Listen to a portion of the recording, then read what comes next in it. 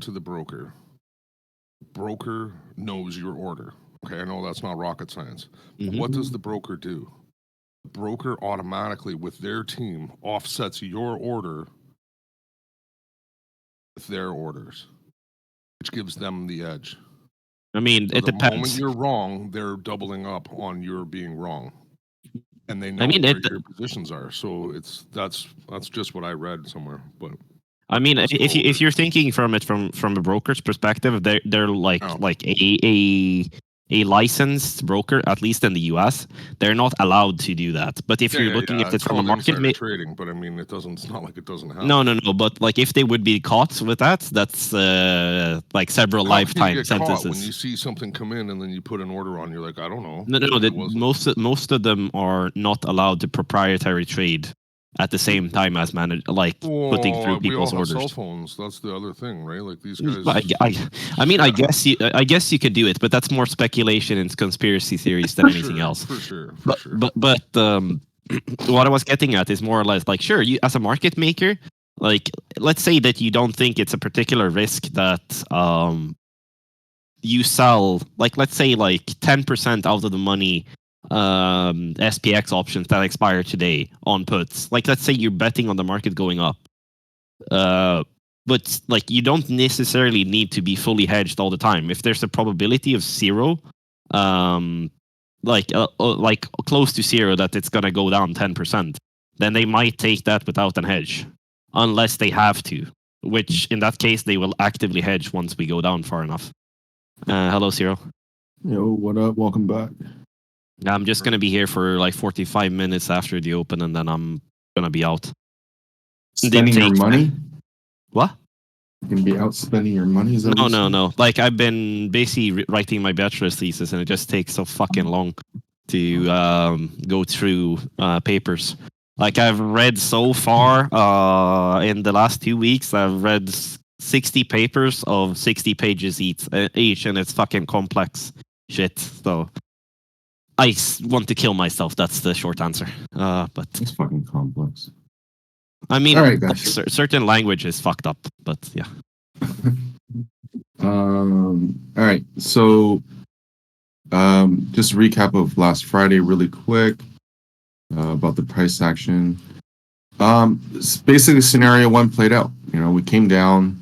There's two areas that we're looking at tests. We didn't come out as far, but the rotation right here was perfect. Right here. Which means that we were going to rotate that level, which essentially we did. Came down, rotated that level, and then ended up higher, which was anticipated. I just thought that we were going to get a little bit higher.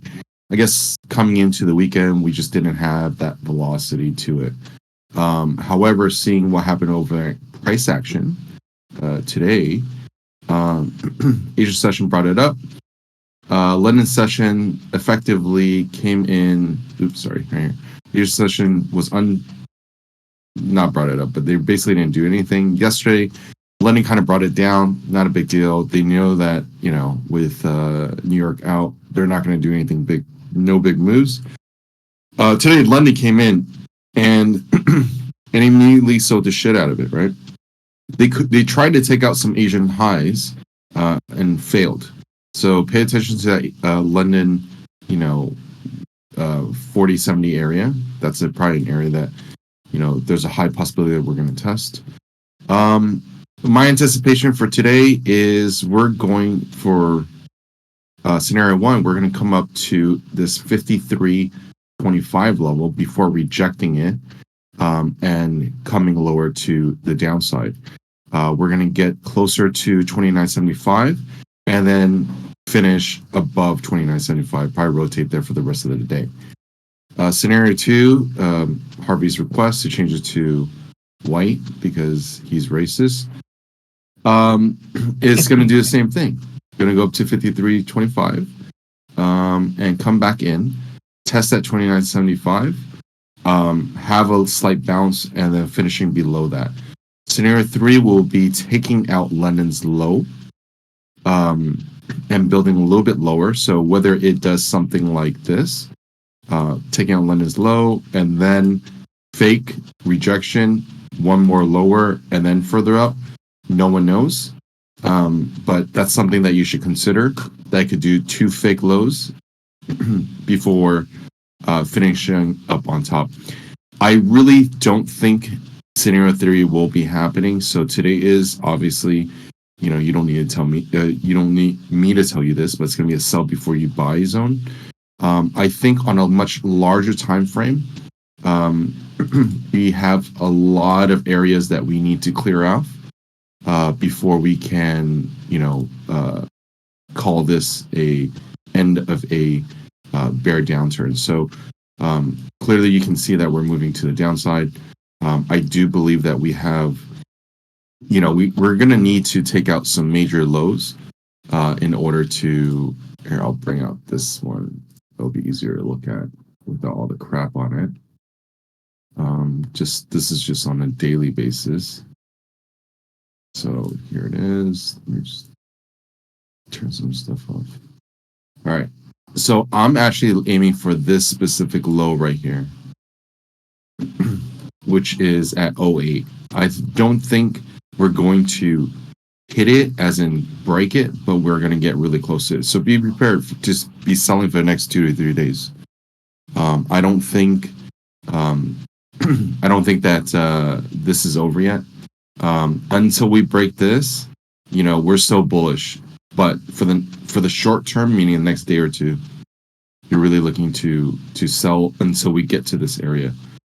Other than that, nothing much. I would say be careful today. There's a lot of news every single day. Unless you accidentally picked a high or a low, you're not looking to hold too far. There's a chance that it could come back and wick you up. Anyone want to add anything? Like from a perspective of NQ and ES, like about 100 points down on NQ is kind of important for it to hold for now, if you don't want to see further lows. Roughly estimating 100 points down from here. 80 to 100 points down from here is a very important level, where there has been major fighting and major buying before it reached those levels previously. What's the number you're looking at? We're currently 100? We're currently at the region where it's basically like a area of lower volume during the entire upturn from around 12,244 till 12,174. So I would be looking for it to be chopping around here to fill it in or reject it. If it like rejects or falls through this region without any difficulty, if it rejects it, it's very bullish. If it falls straight through it, kind of bearish. If we chop around here, then it's going to be one of those times where you're just going to have to wait and see it until it happens and see a clear directional move. Because right now it's not really obvious. Like last time we pulled back, it was the 10th. We pulled back all the way back down here where we are currently trading, and it rejected, and then we went up another, that's 500 points or so to the upside. The previous time we tested this region, but that was a really wick down and then instant rejection. Previous time. That's why it's interesting to see if it breaks to the downside or it rejects it, or we just stand here and chop. Because I have a stalling point at 132. Yeah. That's about it. Yeah. Yeah. That's like a little bit under the where the profile gets thicker again. So 130 something. Yeah. But yeah, I just wanted to bring it up since a lot of people, it just gives you a perspective that there can be a lot of volatility to the downside if there's no buyers present. Yep. But since there's a liquidity gap currently in the markets, I'm expecting it to not reject this region, but actually fall through and follow the bonds more. But we'll see. I can't predict the future like that, so. Of course you can. Well, Or she. I've been doing a poor job of doing that as of recently. The only thing I got right was the bonds going down on the longer term trades. Yeah. Down like 45% on average on my Euro stocks and SPX longer dated options. So we'll see. Harvey, you said you had a question. Yeah, the question would be, what came to light to change your opinion this morning from your previous bias? Oh, of being bullish? Yes. I'm short-term bullish, but the current price action. So there are a couple of things, right? So if you look at this ES against the bonds, we're coming right into the 200 moving average again. We don't trade off of it. We just take a mental note like that could form some kind of resistance. So that is semi-positive, but we can still fall in. There's still room for us to come down, right? Based on Germany's numbers, everything else, it was extremely bearish. The VIX popped up, and ES just built slightly lower. Now, it doesn't necessarily mean that we're selling for all hell, anything. That's not what I mean. What I mean is, as a matter of fact, it kind of actually falls in line with what I'm hoping for at the very least. So when we were talking about yesterday, my hope was that we're going to build lower to take out certain highs, and then we're going to fluctuate back up to that August 12th high. So I think based on two things, how London reacted so sharply, essentially saying, hey, we're going down, came back up to find buyers, rejected it, came all the way back down, now holding here, it doesn't give me a lot of confidence to the long side for this day, for today. Now, midday, things can shift because we're in that, and you're absolutely right, we're in that gray area where where my bias did shift. But it could shift later in the afternoon, middle of the day. But as of now, we're definitely selling rallies and not holding it for very long either. So not holding for very long should tell you that, I'm not bearish for the next 3, 4, 5 days. You know what I'm saying? Like, you're taking your money off quick. So although these do look radically long, they're actually not that long in comparison to the previous days, right? So if you compare it to Friday, the movement is roughly about the same, right? If anything, 2 and 1 were way bigger than this. Do you see the scale now? I don't look at that. Well, your scenario lengths doesn't. It's not. I'm not expecting you to have these things fucking bang on. It's the direction. That's true. I don't expect that much. But you're looking I at. don't expect you to know what you're doing. I expect that it's too hard to know. No, you're absolutely right about that. But based on the length of it, so for instance, 3 is roughly about the same. Like just as an example, right? And 2 is way further up. 1 is way further up. What I'm trying to get at is I don't expect today to have that much volatility in a sense of it going up or down too much. So although the volatility is high, I don't expect, there's a difference between volatility as in the VIX and there's volatility as in price movement. I don't think the price is going to move awfully that far. Do you have any thoughts on the PMI numbers? I don't, not yet. That's what, Thursday or Friday? PCE's Friday. Today is PMI at 9:45. Today's not PMI, is it? It is. I thought today was, I know I have it written down. I know I tracked that. You see how Canada didn't do anything? I don't think that, okay, so that's why. PMI is not going to be a big deal today. It's not. It's just, it's not going to move or shift anything whatsoever. We'll get movement as in, rapid up and down, but it's not going to produce anything significant. That's in 17 minutes, right? Yeah, it's not going to produce anything. That's why it's not on the radar. As far as what I expect about it, nothing. I expect this market to do exactly what it's meant to do, which is come down, screw some shorts, go back up, screw some longs, and this is the long term speaking, and then shift down. That's what I expect.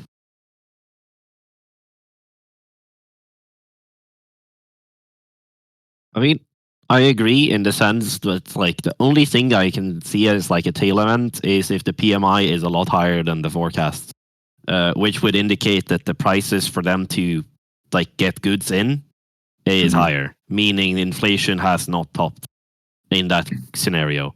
If the PMI flashes a lot higher, the market will interpret that as that the inflation is going higher, meaning likely that the scenario where growth will be like there will be a rotation from growth to value again very hard, but it would require a substantial surprise on the in comparison to the forecasts. But I don't know. So That's the only scenario I have, which is like where there could be a lot of volatility. Since it's a flash, it doesn't really say what the final is going to be, but it can give a hint of what it could be. So I agree that it should have less importance unless it's a huge surprise. But I think it's going to be in line, to be honest. So I don't expect. So let's just say we do open here, and we're coming into it. So I'll say really close, really fast. I don't expect the PMI or any other news to fluctuate to a point where we're breaking significant support or resistance. The only thing I expect is for them to break it to the downside. But even then, I don't think it's going to happen today. If that makes sense to you, Harvey. No, absolutely. I'm just trying to speak for the non-speakers. When you say in line risky, or sorry, Well, ahead of like say when the numbers are out of whack, estimation. what percentage would it be? I More mean, than 5% let's or say, more let's than say like 10% on an average? I mean, it would really depend on the forecasts. Like let's say today the estimated is 47 on the composite, 47,750. If it would be 50 or above, I think it will be a very hard. Like I think there's a global services PMI is going to be higher, just because people spend more on services now than they've done before on average. But I think manufacturing PMI, if that's a lot higher, meaning that their goods are going to be very expensive to buy in before they actually produce the shit they need to produce, it's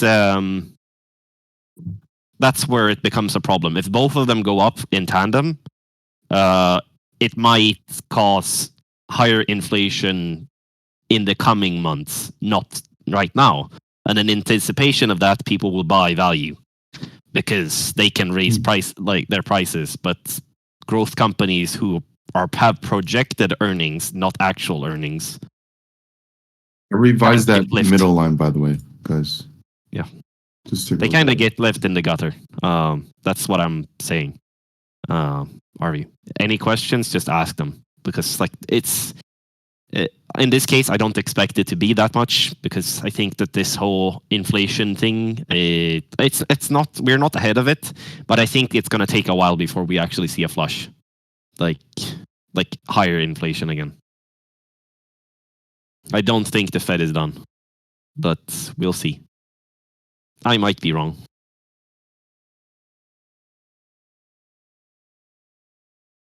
Not a tremendous move on the open, to be honest. I was expecting more. Trying to get filled at 49.75, but missed it.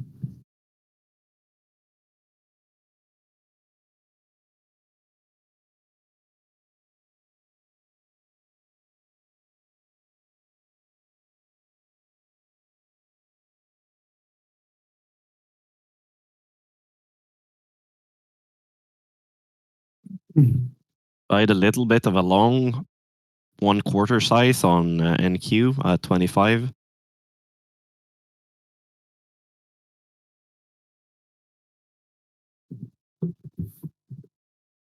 gonna take some profit here and then let the rest of it ride with the stop. Right at my entry. So probably gonna be slippage on that pitch, but let's see. I think we're gonna have initial buying here.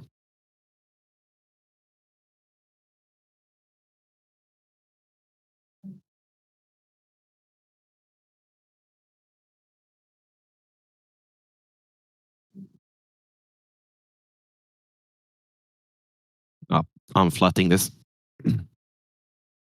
Not getting the reaction I wanted.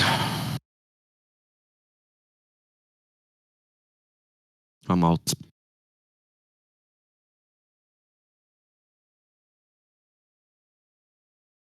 Well, Harvey, money in the jar.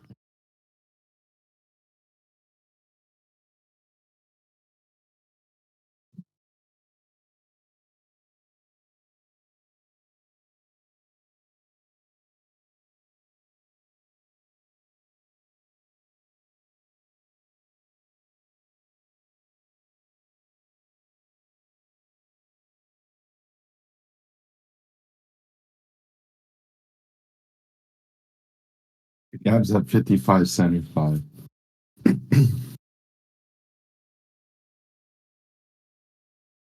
That was perfect, eh? Fuck your money.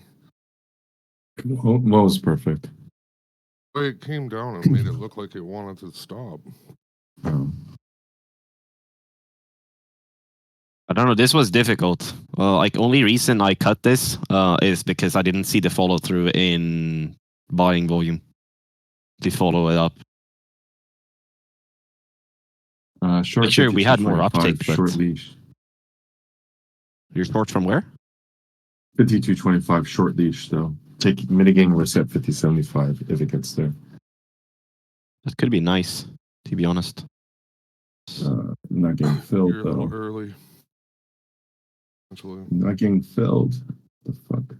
We're still having buying pressure on ES, but not on NQ. Yeah. I don't know why. a little early. Be careful. I'm fully expecting us to get stopped out right here. Bam, stopped out. It tapped on my mitigation price a couple times, but just didn't go. Just didn't fill. But that's not manual, eh? You have that all automatic? Mm-hmm. Yeah? Oh, okay.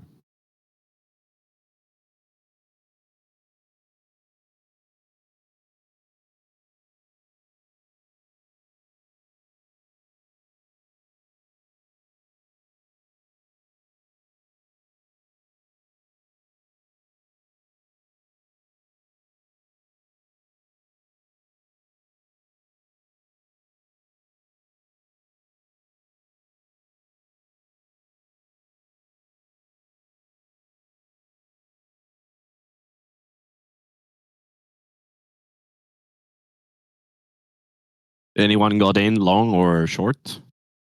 Mm-hmm. I know you did get in short zero, but anyone went long? Stopped already. Nobody long?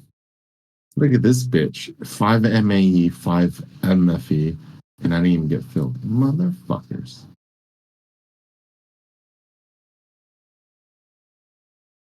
There it goes.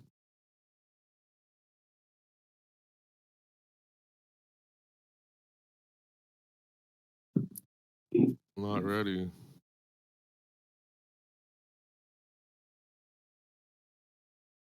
See, like if volume picks up and it continues, that could be nice, but I'm not seeing the volume continuation. That's the only thing that's missing. To be honest, I think it's a trap, this one. I think it's too early as well. There's news in like 10 minutes, 9 minutes. Yeah. And there's more news at 10.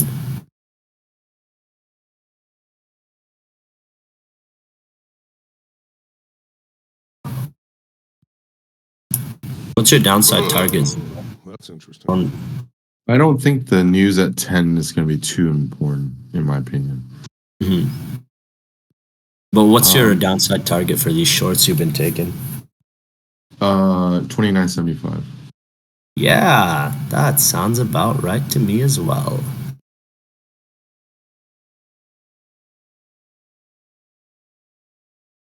Are you reading my pre-market prep? Because I have the same plan pretty much. Well, you know I do. Yeah, I do. And am I copying you? I feel like I'm copying you. Or am I copying you? It's like that joke where it's like, can I copy your homework? Yeah, just make sure it's different. And then the only difference is you have 29.75 and I have 29.50 as a target. Oh, nice.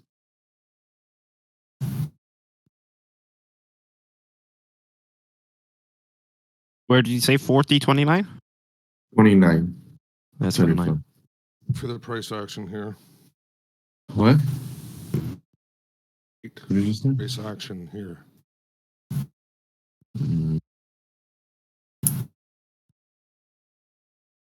First time NQ has been rather heavy selling. So let's see.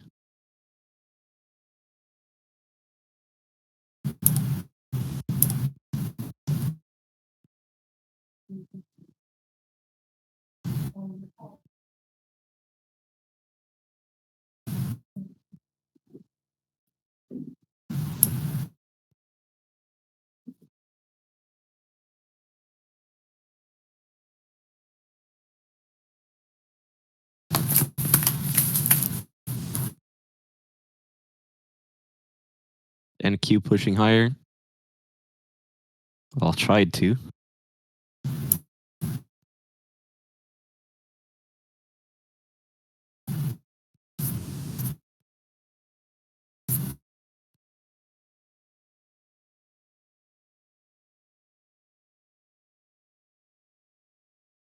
If it wasn't so close to a news event, I would take a long here, but 49 with a stop below at 47.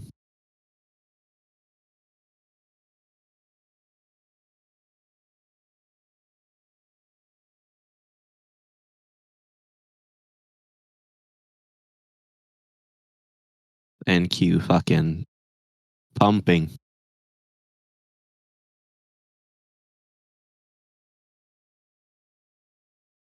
I don't know if this is bait right before fucking the PMI flash. And then they're going to use the excess volume that's going to trade there to fucking dump into it at a higher price. Copper's ripping. Well, then they're definitely betting on growth.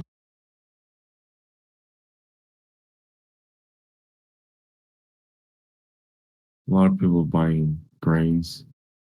Q is Grains? huge. Tesla's going. Yeah, Tesla's going bonkers. That is going a little bit. Gap down on Netflix and holding. Gap down on Apple and holding.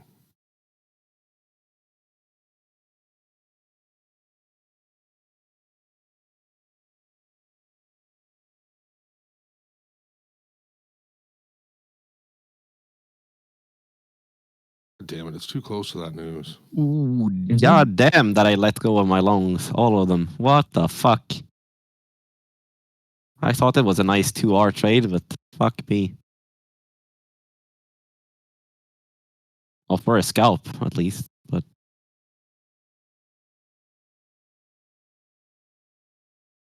nope.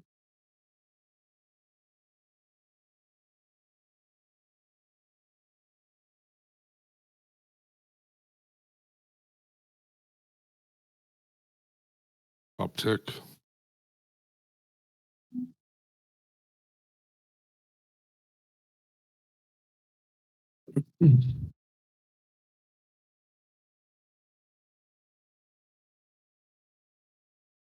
This is where you would have taken off risk if you weren't long from 49. Just to secure it before the news event. And then move your stop above break even.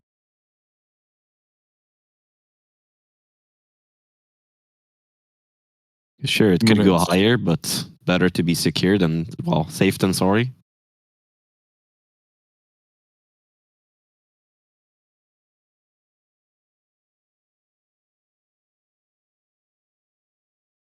And my point is definitely not to contradict you, Zero, by the way. No, I'm just trying to. I don't think you are. No. Could be out soon.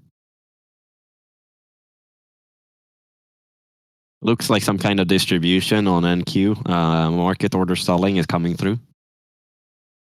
But don't know if that's just people taking profit and being lazy and not putting limit orders.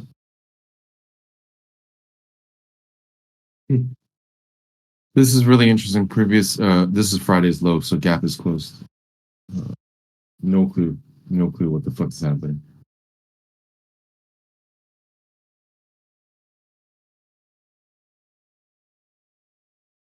Jesus Christ, dude. Fuck, that would have been a fucking nice trade. Oh, 20 points, 20 points. Fuck this.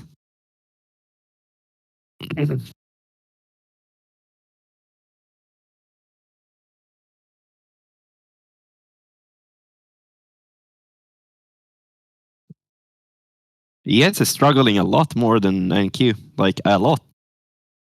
Like, it's struggling against the full session VWAP there.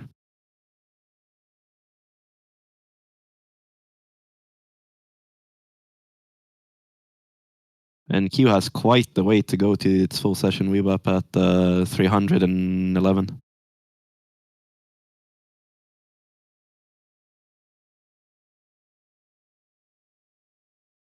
They come out soon.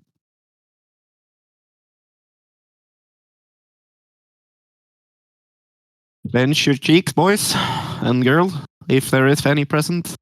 I don't see her. Hello, fat cat. What's going on?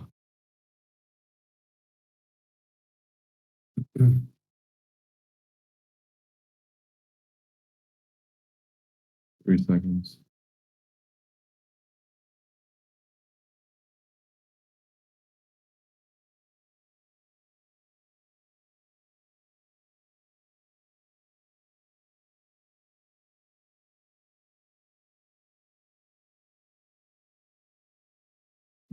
Clear 54.75. There it goes.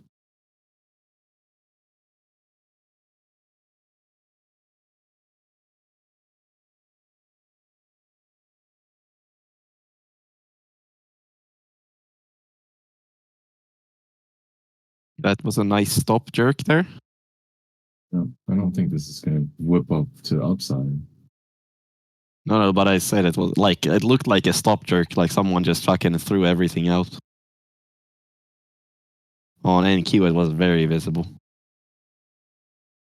What a puke. Oh, it was quite a puke on ES as well, but volume picking up as we go up now, so. See? Still think there's potential upside.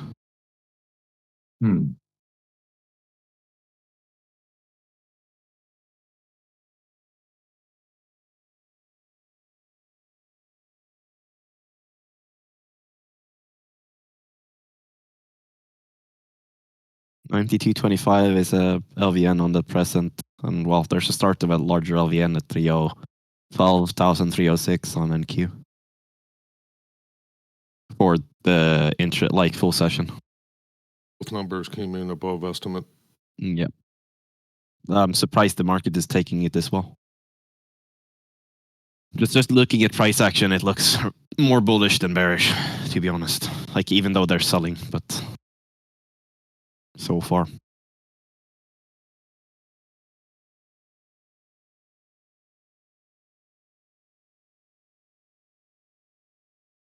I'll change my thesis if we go below 47, to be honest. On ES.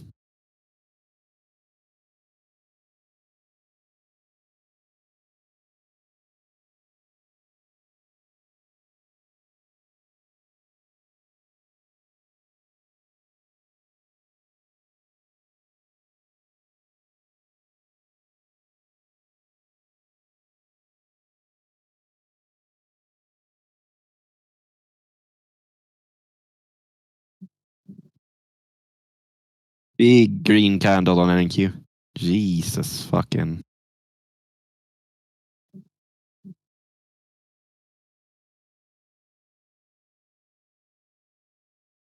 Someone is liking the buy side today. I don't know what's up with them.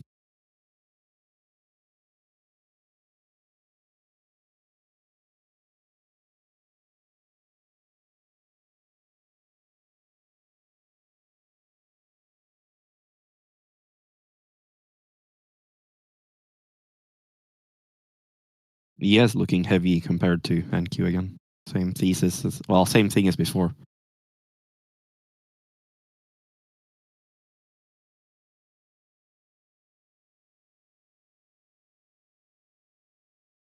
I don't know if they're just waiting for the news at 10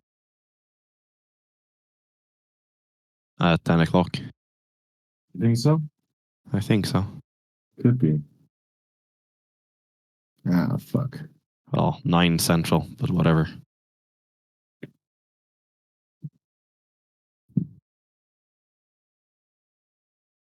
Yeah. There we go. ES plummeted through the level. No longer. That's fuck that. That's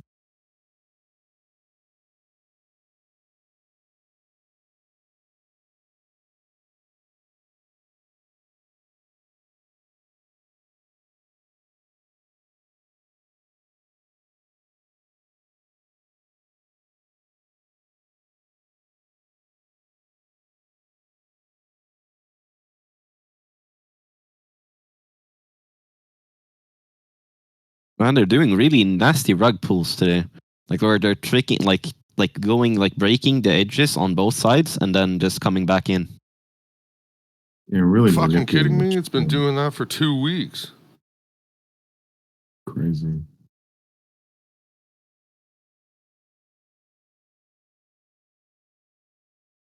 Let's see. Like I think that there's short potential, like in potential here on ES. To be honest, like if you could get it on a pullback, to get a better entry, but I just don't know where.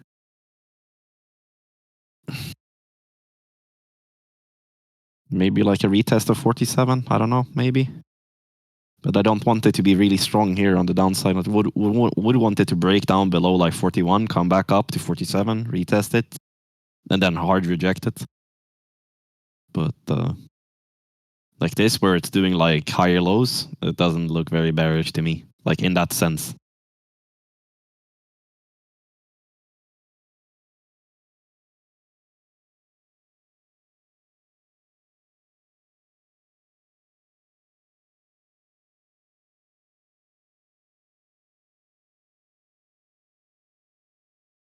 NQ keeps selling off, so have that going in the favor of ES going down further.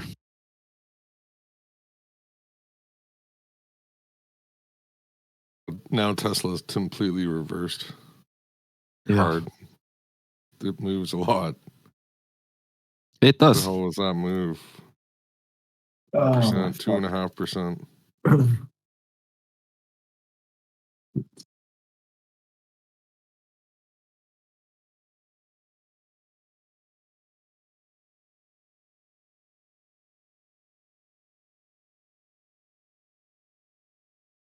The Russ is moving really hard. Oh, bonds just bonds did the do.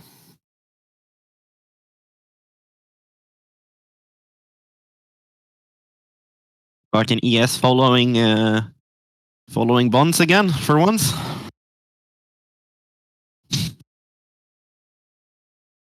Fuck's sakes. Hasn't happened since the start of the year. That it's followed. Well, it's been lagging pretty heavily at least. Lagging. Yes, good answer.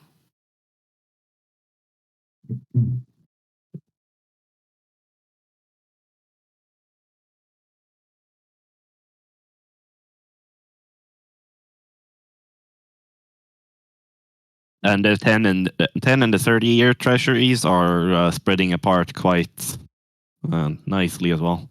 While the 10-year is being sold off more rapidly than 30 years. Or CB in comparison to ZN. ZN broke its support at 11.29, whereas ZB has continuously held its region. I'll be right back. Very surprising.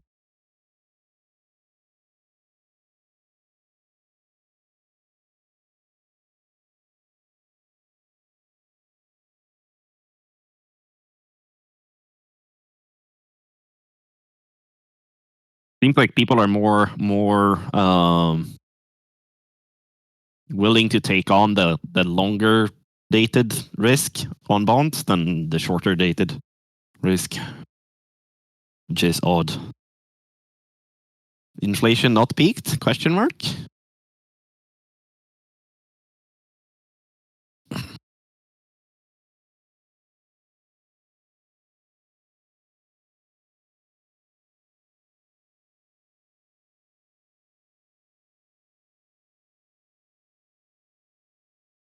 What's going on, Fat Cat? You muted in here.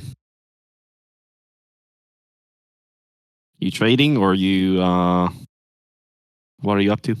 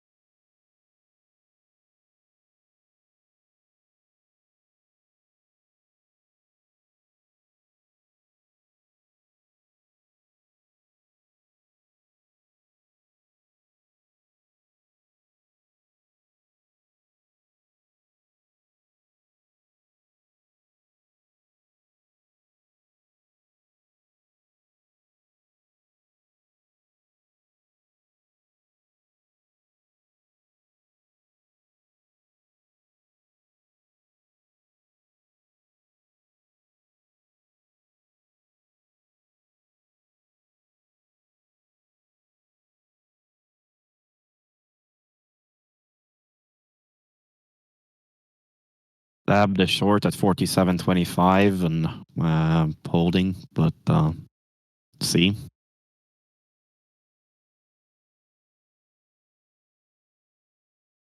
Think I'm gonna get fucked out of it probably.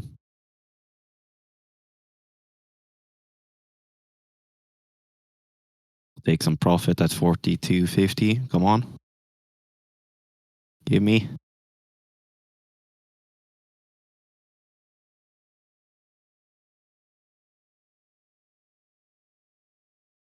Took it off at 43.50 instead.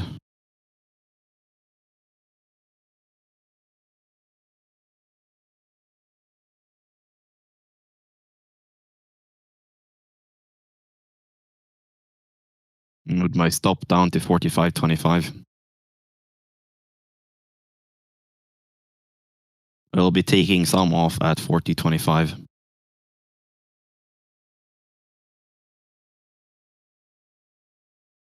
Thank you. Just a quarter left now.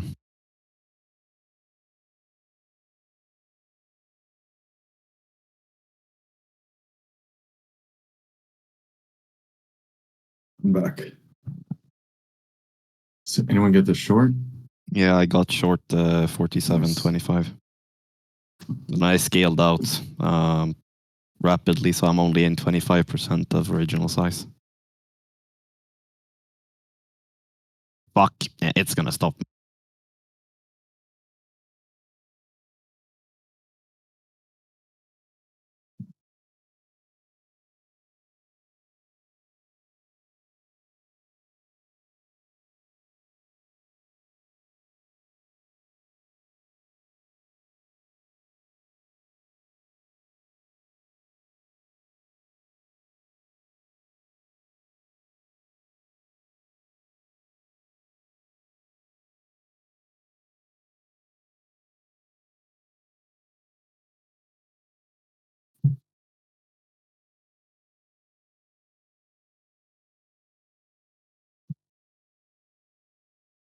Mm-hmm.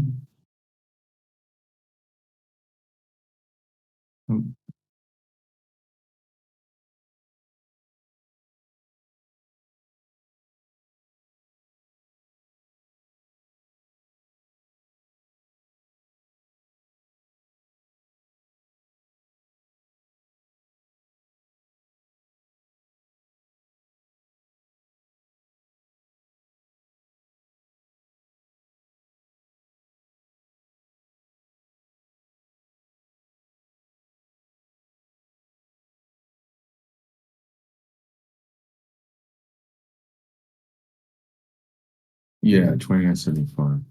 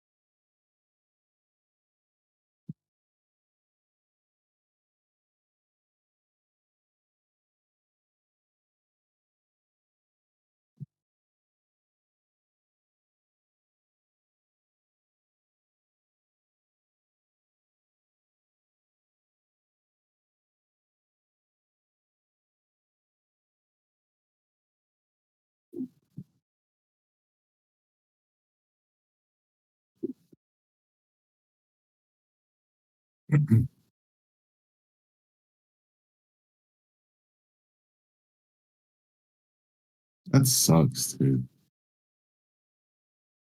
That really sucks. Well, what can I do? It's a business, so.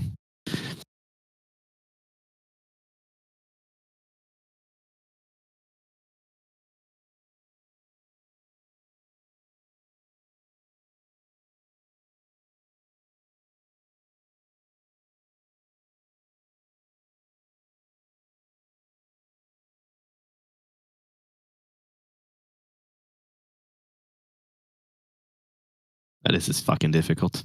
Don't think it's gonna flush immediately. It's gonna be a fucking dumb drift down where it's like pulling back, like micro pullbacks, and then dumping. So you're thinking it's gonna switch to for long bias, and then you get fucked. Home sales minus 7.7%. Actually bullish.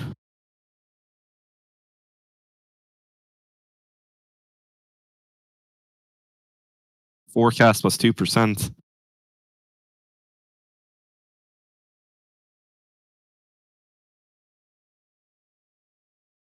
Forecast was 2%. Previous one is revised to 2.2 minus 2.2%.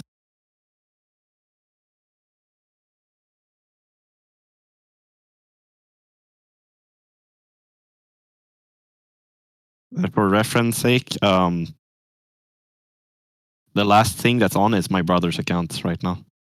I'm holding some of their. And that is 10 micros on that account.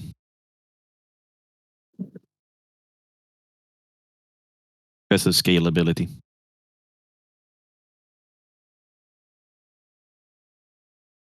He's trading more like you, by the way, Zero. So I'm trying to apply that to his account so I don't fucking ruin his fucking P&L now that he doesn't have time. Well, if you're used to trading a lot more size and then I accidentally slam on, it's gonna get instantly fucking ripped. Yeah. So I think that's a wise choice to be selective about taking numbers and taking caution when doing trades.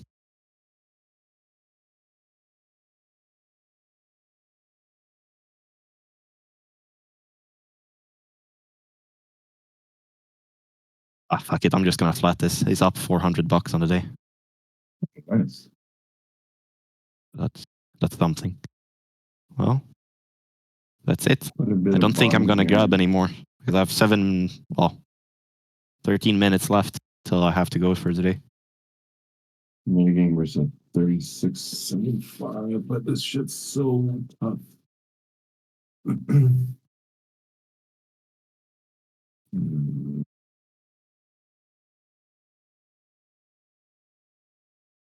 No. Plus 2 ticks. This has to come back a little bit.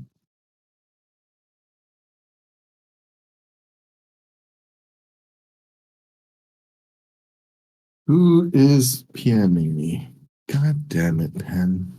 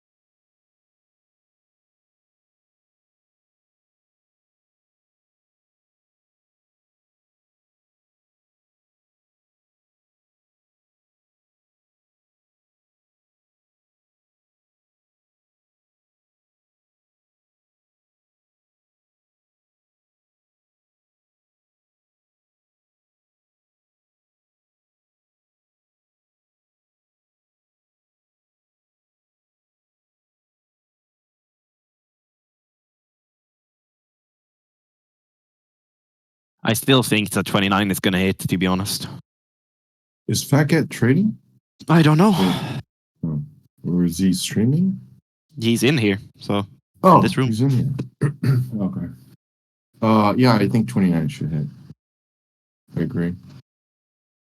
I mean, the only problem I see every time we go down touch, the volume gets lower and lower every time we touch the lower end. It doesn't seem like that the bigger participants wants to push. Like, it's that kind of like sure, like I can't be like I brought up 3 scenarios where we either like break through the region or we chop or we reject. And it seems like we're chopping like at the moment in this region. Like it doesn't really make sense for them to break it. On NQ, it's really prominent that we're chopping the region. Like, sure, we're down, but it's chopping right at that breaking point or whatever you want to call it.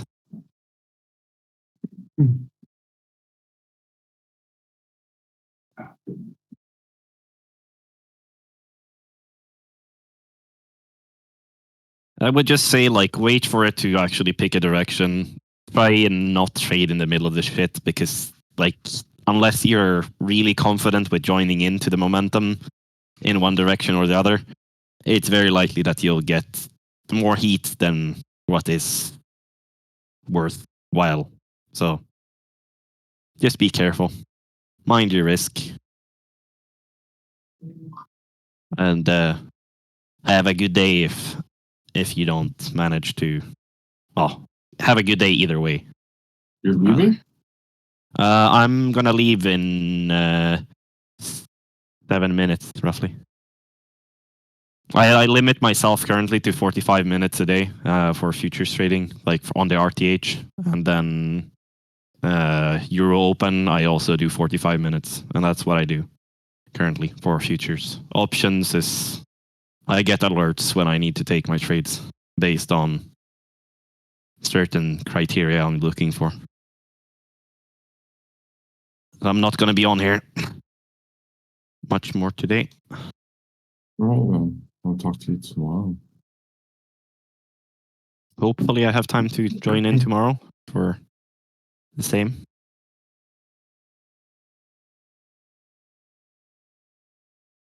This is a good pullback. I like that pullback.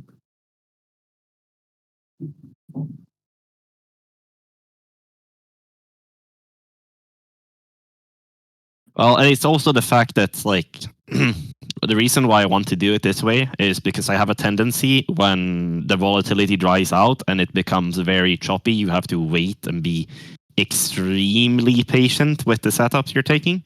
In the beginning of the session, there is a lot more volatility to take, like, opportunities. So if I make my money here, I'm done for the day. Like, that's also one of the points. So grab your money and then call it a day. If you want to continue trading, go ahead. But I don't know. I feel that's more productive way for me to trade, at least.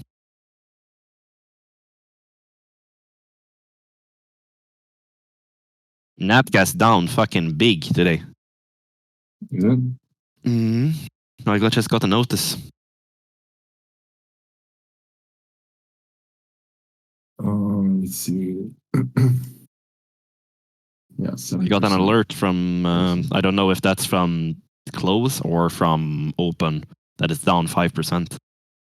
But that's the cash contract. So I don't know if that's the equivalent of. Let's actually look. There we have it. It seems like the futures are also down 5.3% currently. So I have it down at 7%. okay, well then I don't Is know it how this my is data? calculating it. No, I mean, I'm using, like, currently, like, I'm looking at a CFD broker because I'm having alerts on the CFD broker because it Okay. gives me mobile alerts. That's why I noticed it immediately. Okay. It has certain thresholds where it will alert me if there's large moves above 5% in any. I don't know why it's just showing me 5%. Let me actually look if that's right or wrong.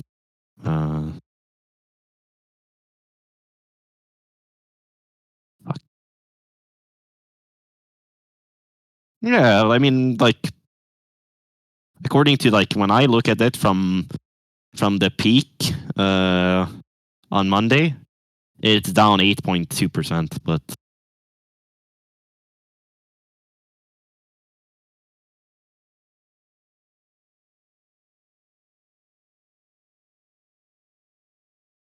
from the close yesterday, which was at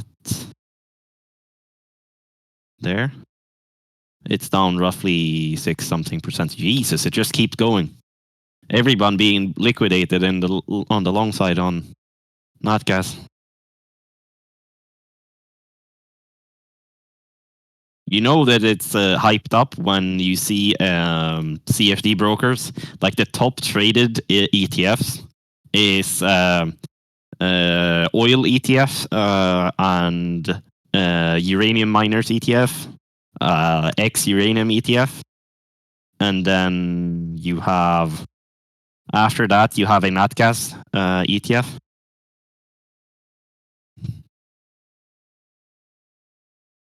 Which is crazy. And I can even see the positioning of the the clients on the CFD broker as well.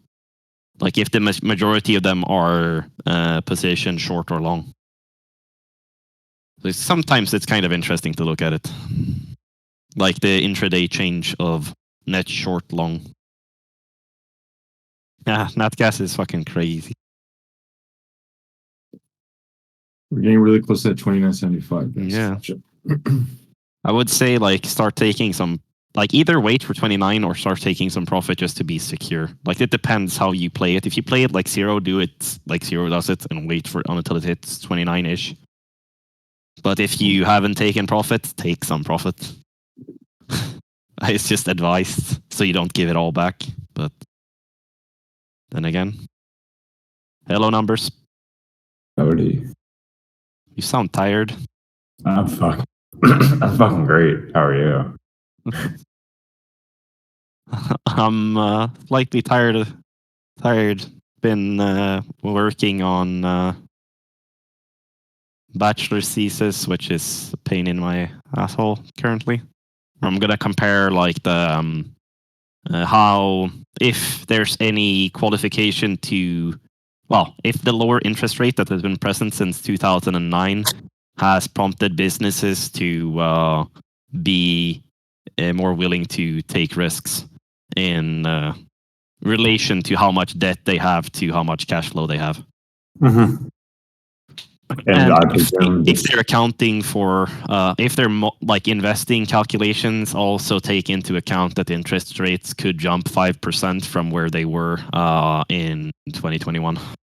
So, is this for U.S. or foreign companies, particularly because the reason I'm curious, since most American companies, they have a guaranteed rate as opposed to most smaller international firms, is adjustable. this is looking at European markets where we're looking at both like both bank loans, we're looking at corporate bonds, and we're looking at interest rate risk, and we're looking at the currency risk as well when we're looking at it. So depending on the positioning, so we're gonna do I can't remember the word now because I'm writing the paper in Swedish, so it's a bit because I don't know the word. I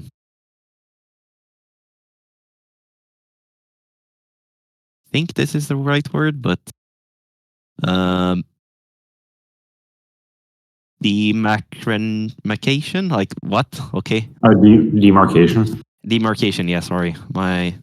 It's basically looking at the demarcation of certain companies, so we're not focusing on exclusively on a certain sector. So we would want to get certain sectors and focus on them and look how they're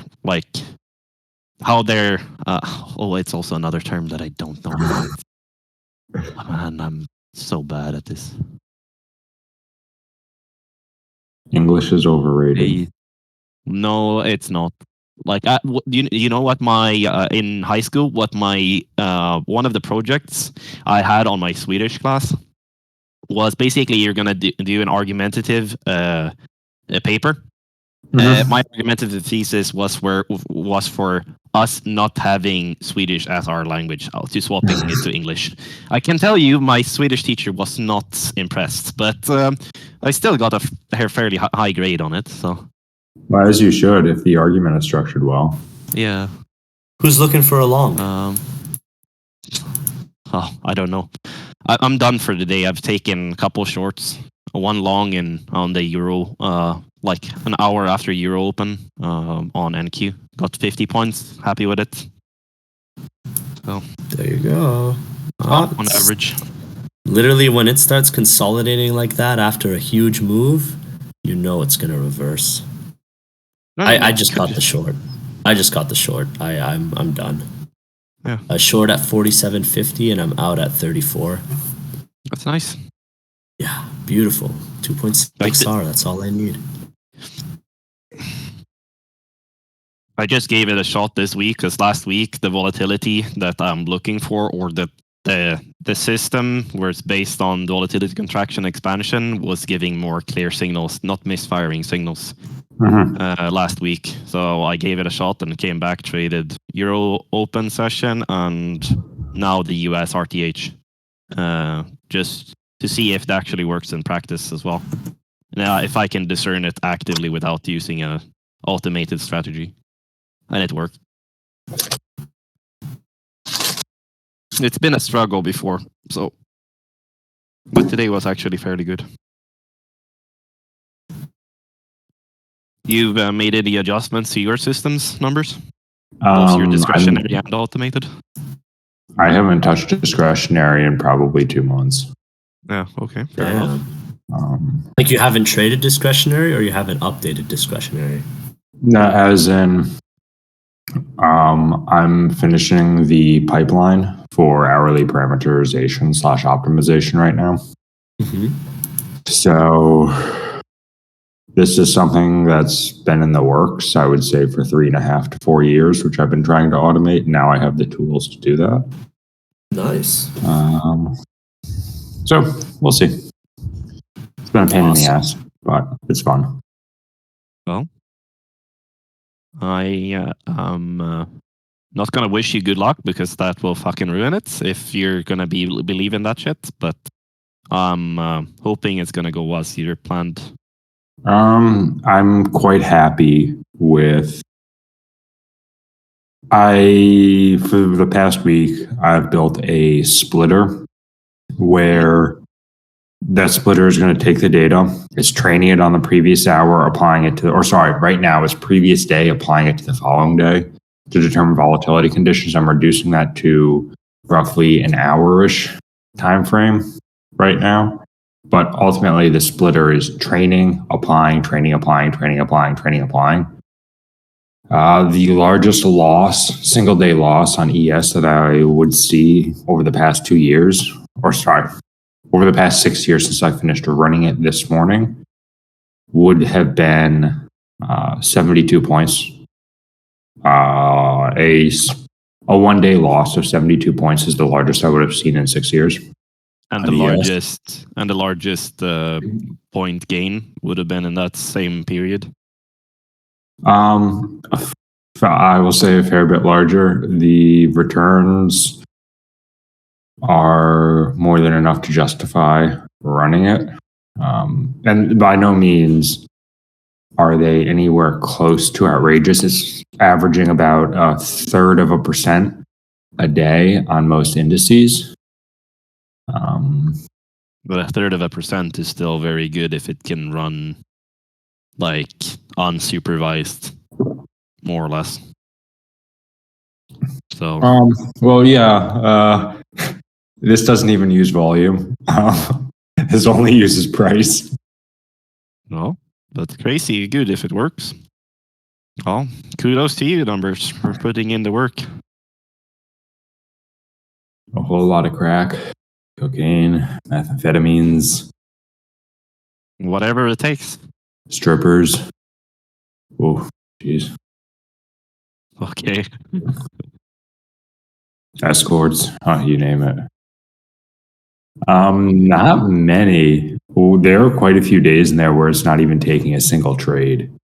Most days you're looking at between 0 and 4 trades.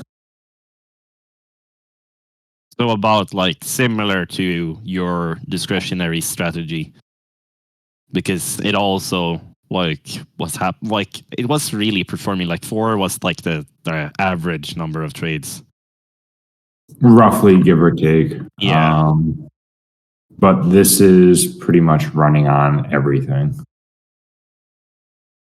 but still crazy good if you can get it to work on just price action alone, and determining volatility constraints for it. So I have no idea how many ticks the stops are, Belisorius.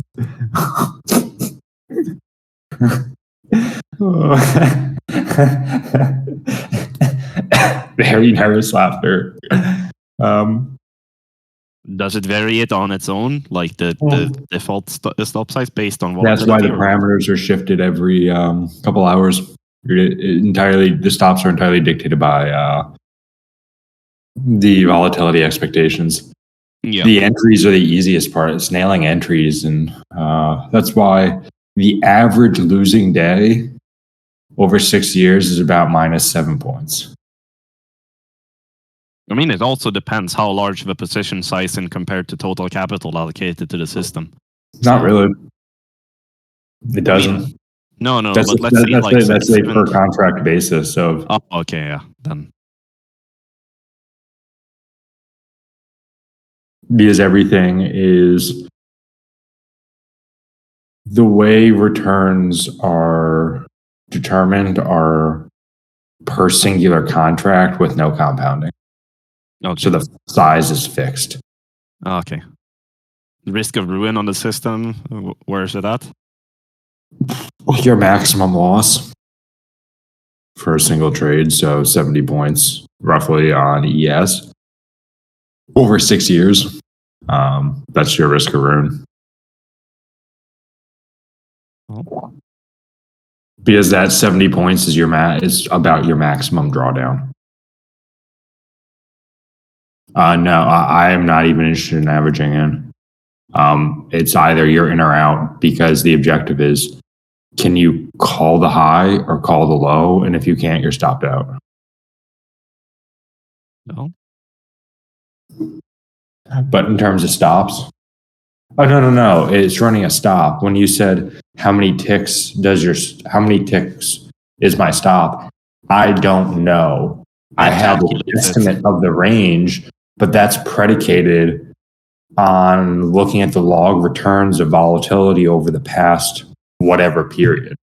So my stop is dictated by the log returns, not a fixed amount, since the objective is the entire system being determined by market volatility, not entries as well. So entries are determined by volatility, stops are, take profits are, everything is pretty much dictated by volatility.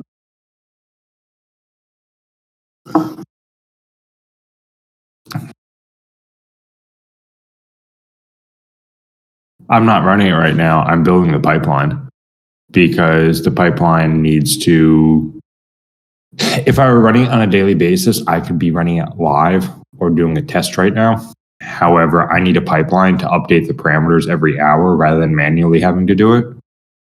And this is all where VBT comes into play.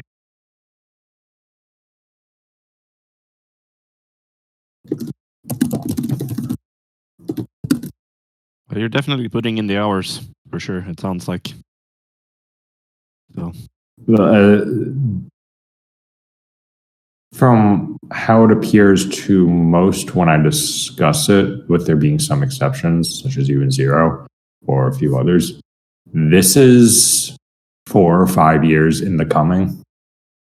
It's not, it appears, overnight success, but no, this is 4 or 5 years of understanding market mechanics, how to simplify those market mechanics into a system, applying it, trading it discretionarily, then systematically, then automating the entries, and now the final process of modeling stops and take profits off of volatility. As the average returns I'm seeing on NASDAQ per month are over 1,000 points a month on NASDAQ, which is decent. Not. I don't want to say price action because it's not trading price structures.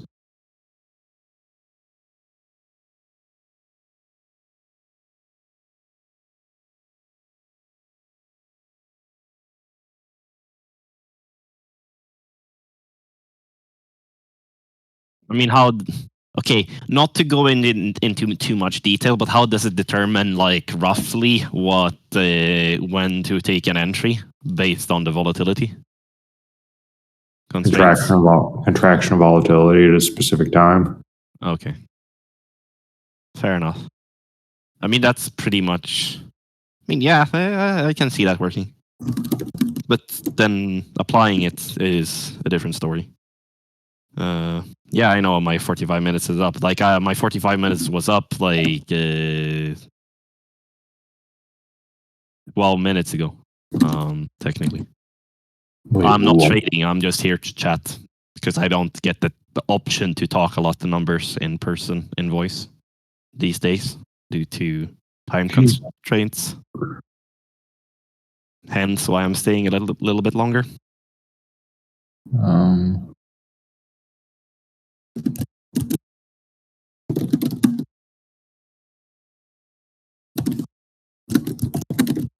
Is basically when we get around the time where usually numbers is on, which is usually at 3 p.m.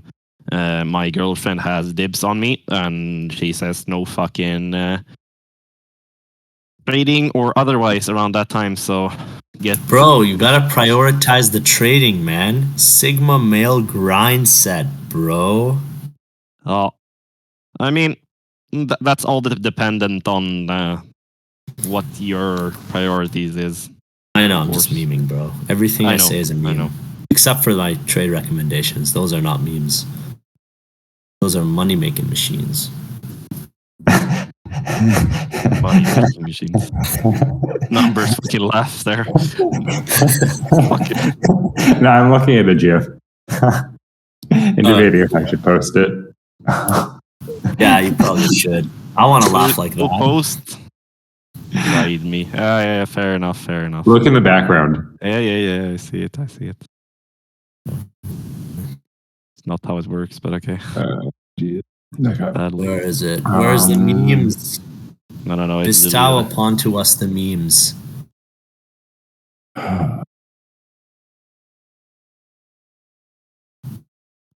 Look, this is so part of this strategy. I've partnered with someone that I know quite well to develop.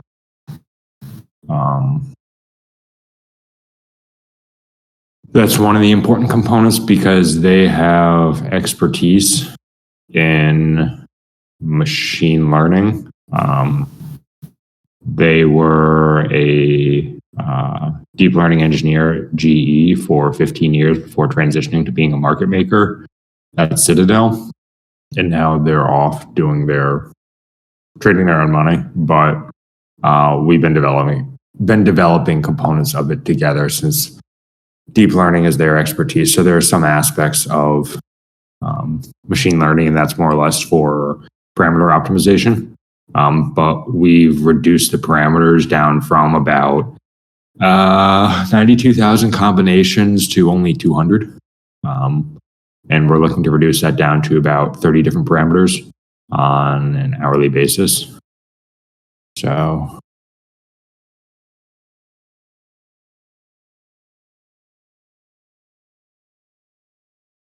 yeah, it would be profitable without it, but I'm looking at the reparameterization because I ran it last night on the past year of ES, and they ran it on NASDAQ. Changing a few parameters and reducing them, we were able to incur the largest daily loss on NASDAQ last year would have been 50 points. And that's down from about 135 or about 147 points.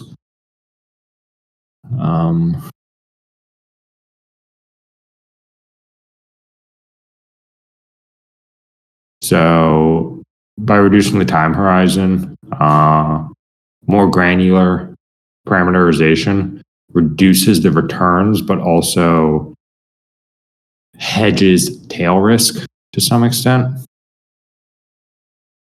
VBT has some elements integrated, such as sklearn and XGBoost for parameterization. But he recently, with 1.10, updated the splitters and takeables. sklearn is more than adequate if you're doing parameterization. You can. There are some aspects of this where there's another strategy which he wants to develop, which is international equity arbitrage in cross exchange, where mispricing between reference I'm long off of 40.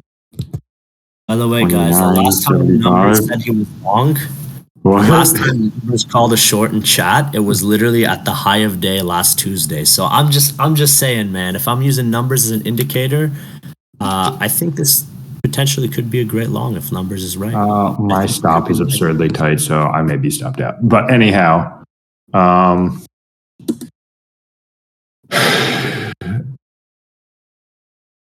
it's not a bad place to get long either after 29. What are you long at? What price? I shared it. 40.29.75. My stop's at 40.28.50. So the amount of risk involved is minimal. But yeah, he wants to do something regarding. Clean. He wants to do international equity arbitrage with mispricing when exchanges are closed, and so there's additional tail risk, short locates. I don't particularly like it. The returns are quite good. This was his expertise as a market maker, was international listed securities, but I don't want to have to worry about the infrastructure. I'm out of the first leg. And As soon as he calls it long, the market just reverses.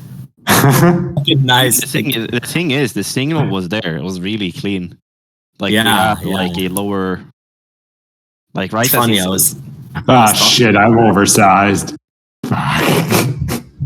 Oh no, on a winner, like with a What? good average, with a good average price of 28. Yeah, I am horribly oversized right now. Fuck yeah! Are you I pushing really the don't market have- down? What? You're crazy. Are you pushing the whole market down to liquidate? Dang, that's a lot of size. I don't. The thing is, this is bad. I don't give a flying fuck right now about all too much. And so I'm looking at this. Oh, wait, I'm oversized. Whoops. You sound like you're high. Are you high? No, I'm not. I'm running on fumes. The amount I've been cycling right now, it's a bit of everything and anything of, yeah, I'm running on fumes. I'm a bit delusional. Why'd you lower me at my level? Stop taking my shit and hurting it better than I can. But I'm also laughing because I realized I haven't been looking at really anything. And this was on my Apex accounts, which I'm oversized since I'm not running anything on my main right now. Apex is only supposed to be trading 2 contracts, but it put me in for 10. Well, what the hell? So that's why I was laughing, is kind of whatever.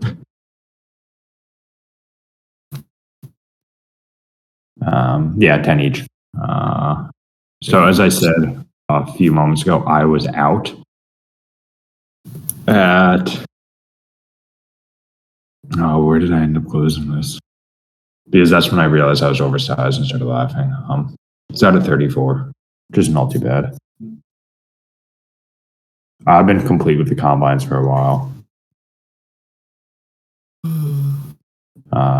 But yeah, so this is, I'm going to return to the international equity arbitrage.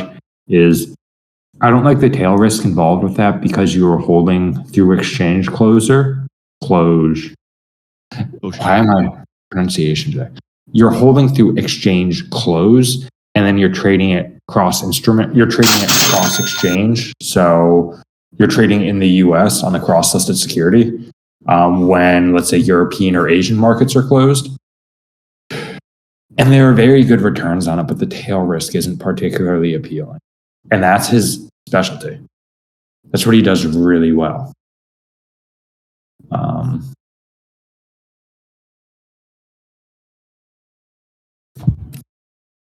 So that's the person with whom I've been collaborating a bit. We're seeing it tapering off.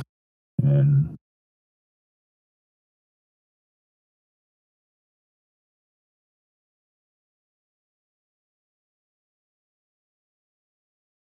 also Belisarius and the Vector BT. This may be a bit more complicated. There are a lot of software engineers and people who can code really well in there. There are maybe a select few individuals which actually trade well. Look at establishing some connections with some of the people and start speaking with them because they can assist a fair bit.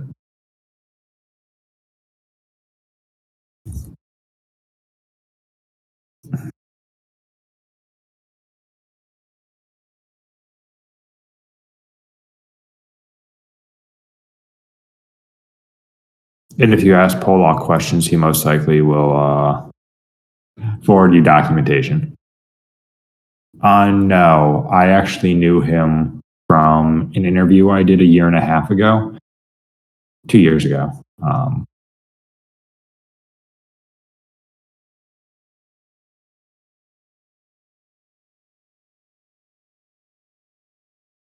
But yeah, so that's how the person with whom I'm developing a strategy, that's how I know them, is through an interview I did, and then they extended communication beginning of the year.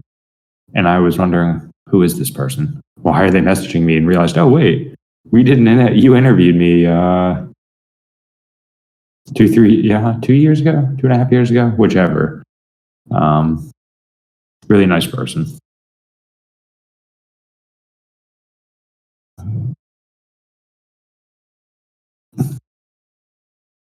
Okay, I'm happy I flattened that position at 34.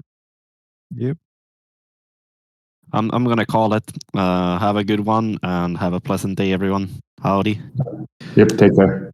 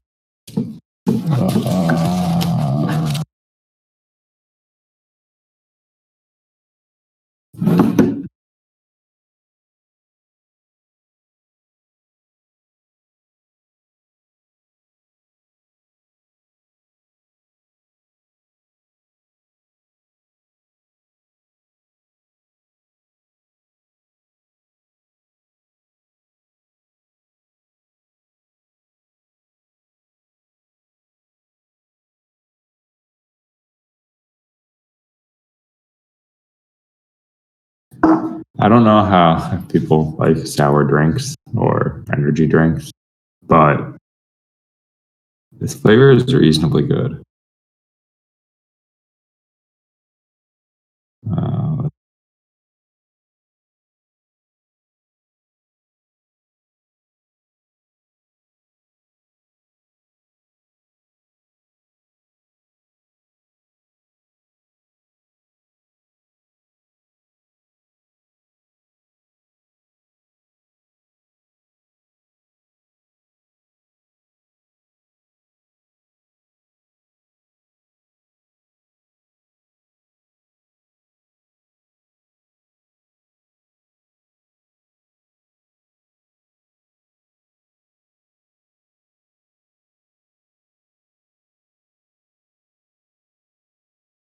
Highly recommended.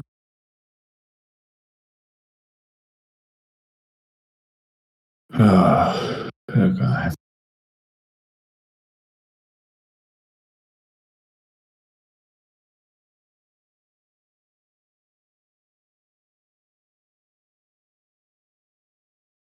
Bellasaurus, have you gone through any of the tutorials yet? Or have you gone through the features page, at least? Would you agree that the majority of the tutorial is reasonably abstract and esoteric, unless you are interested in actually understanding the fundamentals? Because it's very similar to the theory and then maybe a bit of application. Most of them don't have all too much application. It could be consolidated into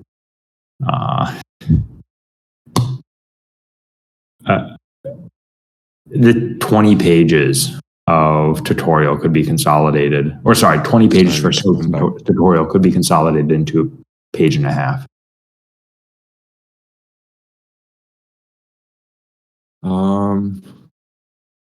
I'm long, but not a great price. But yeah. What price, bro? I got long at 30.75 because yeah. I hate you numbers. Got along right at my number. I was actually waiting for 29.75 this whole entire time. It's like in the pre-market plan. And then Dude, and you took profits at 29.75? No. I got long at 30.75. Dude, that's I had a bad entry, 30.75. Jesus. What is that? 29.75? You guys are just too advanced. You guys are too good at this, honestly. I thought I was smart for calling the short, but you guys called the short and the long. Okay.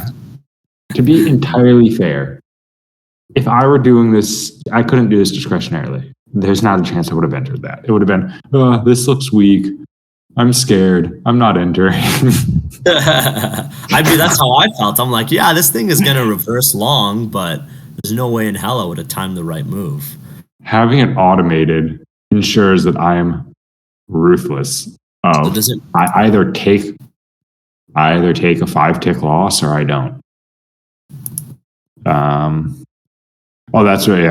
looked down and realized, I have open positions. But so auto execution on Sierra. I have the signals. Ooh, okay.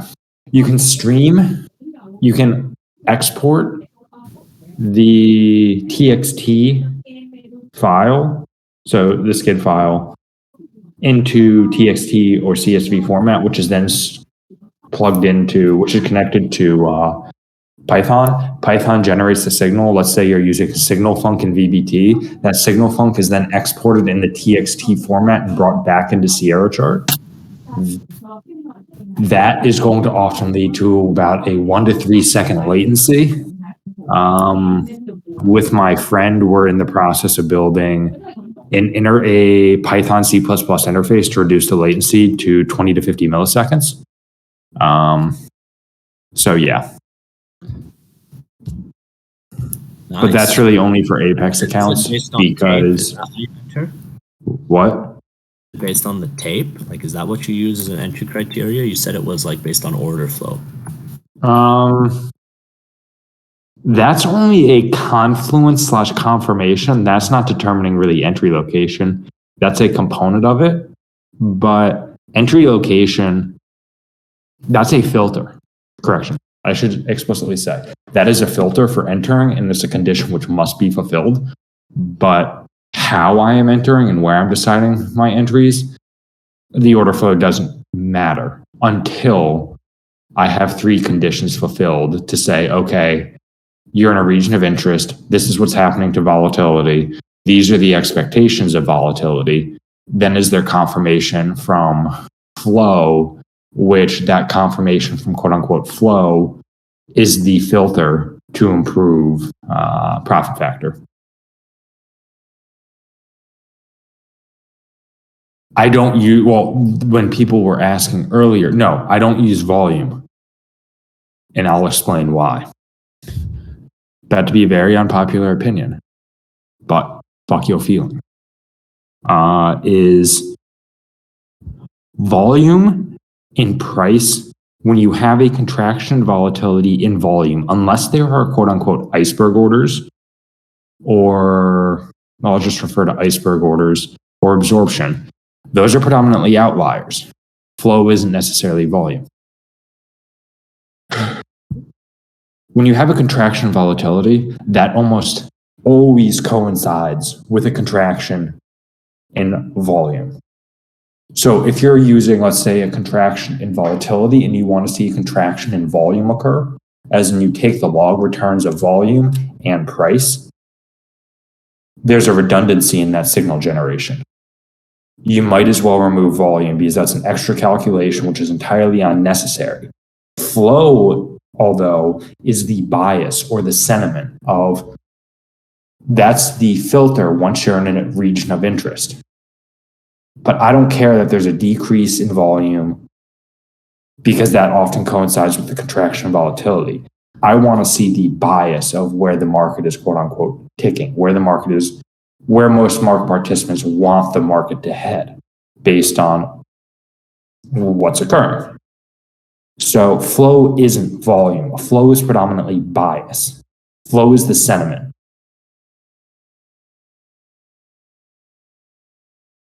But once again, if someone is looking for a contraction in price or whatever, using volume as well is nearly useless because it's practically over.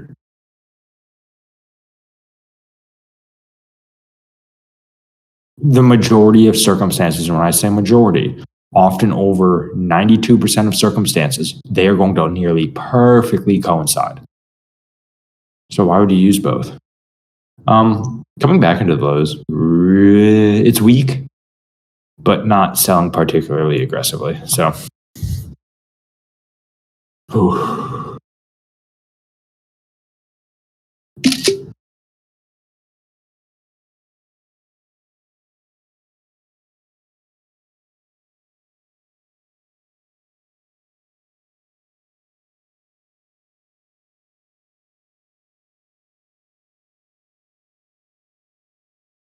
I don't like ATR at all. I often, finally, CQG responded. It really depends. There are numerous methods. I don't like using historical volatility. Realized volatility is going to give a more accurate representation, as in realized being previous day, previous whatever, versus historical. And yeah, ATR can give you an idea of the realized volatility, but it really depends. No. So, well, yes and no. Right now, if you are importing and exporting a TXT file, you often are going to have a few seconds of latency. But if you build a Python to C++ interface / pipeline, then you can reduce the latency between 20 and 50 milliseconds. Because why else would I need an interface with Sierra chart when I have numerous APIs to which I can connect for trading? That's what's more important. Since I'm testing the CQG DX feed and TT APIs to determine if there are all too many disparities, Rhythmic's out the door.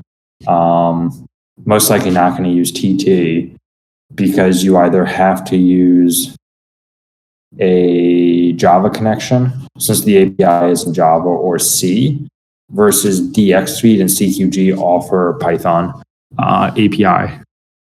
So it makes the integration a bit easier.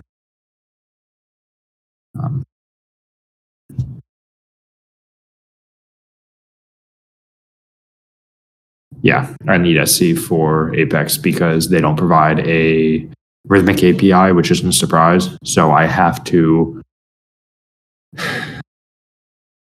export data and then re-import it with the signals generated.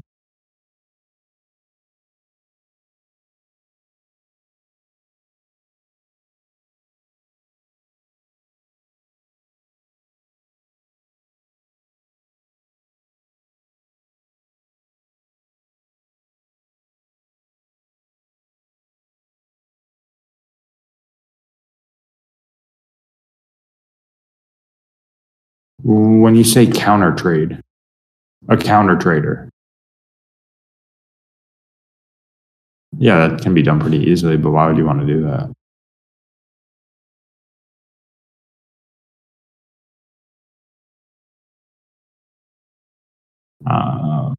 There's a weakening of directional bias right now at the lows.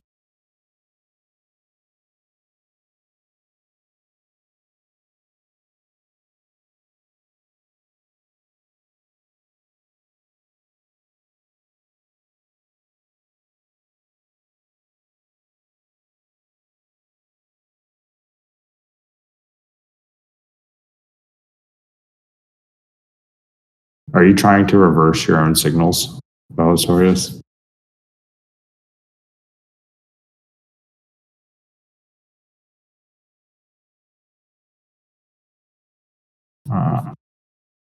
No, I wouldn't recommend that. That doesn't mean there's necessarily alpha in it. I'll be back in a few minutes. Yeah, I'll be back in a few minutes. Yeah, the reason there's no alpha Belisarius in reversing signals is because you're going for EV. And EV is like win rate times risk reward minus loss rate. So like if you have a 50% chance and it has a 1-to-1 risk reward and you're losing money on that system and you inverse it, well, it still has a 50% chance and a 1-to-1 risk reward. So it's still a break-even trading system.